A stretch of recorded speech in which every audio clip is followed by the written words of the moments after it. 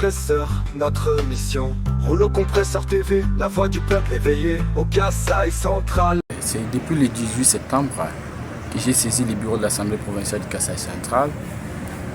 En copie, j'ai saisi quelques services compétents et les autorités compétentes de la province, entre autres les ministres provinciaux en charge des ITP, urbanisme et habitat, affaires frontières. Alors, c'était la saisine citoyenne concernant la spoliation de la route de l'avenue Ilunga, cette avenue qui est située au quartier Plateau, localité du Coucou, au long de la route nationale numéro 1. Il a été plus beaucoup une rencontre très patriotique. Et le ministre voulait que nous puissions partager sur les indiscrétions que j'ai et les démarches pour lesquelles j'ai initié cette saisine citoyenne.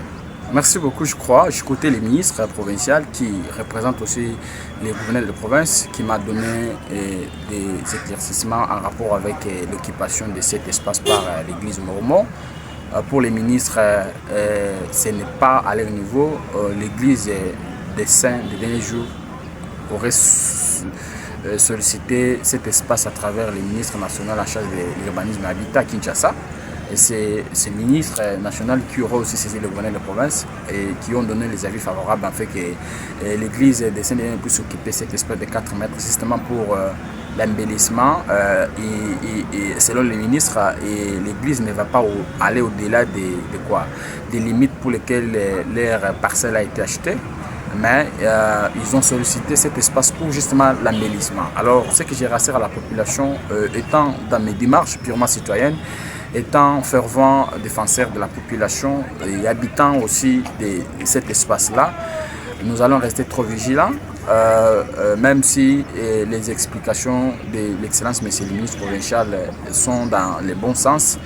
Mais à mon niveau, je lui ai demandé que même s'ils ont donné cet avis, ils doivent rester aussi vigilants pour que l'église puisse respecter les dimensions. Je sais que l'église des Saints-Denis, c'est une église partenaire de la RDC qui travaille beaucoup dans la modernisation. Vous savez, c'est une église qui a construit des bâtiments, beaucoup de choses et ça donne aussi un bon aspect dans une ville.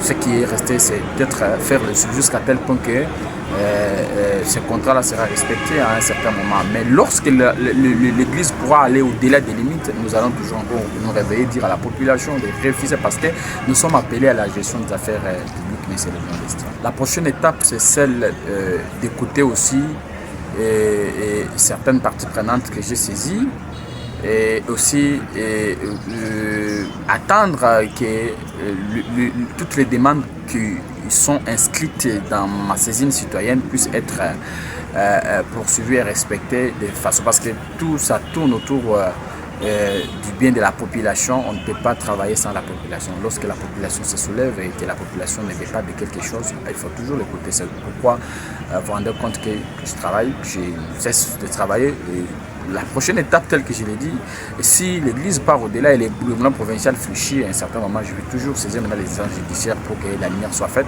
et que l'église puisse respecter la gestion, la spoliation, aussi respecter aussi les contrats pour lesquels il a acheté sa parcelle. Rouleau compresseur, notre mission. Rouleau compresseur TV, la voix du peuple éveillé au Kasaï central.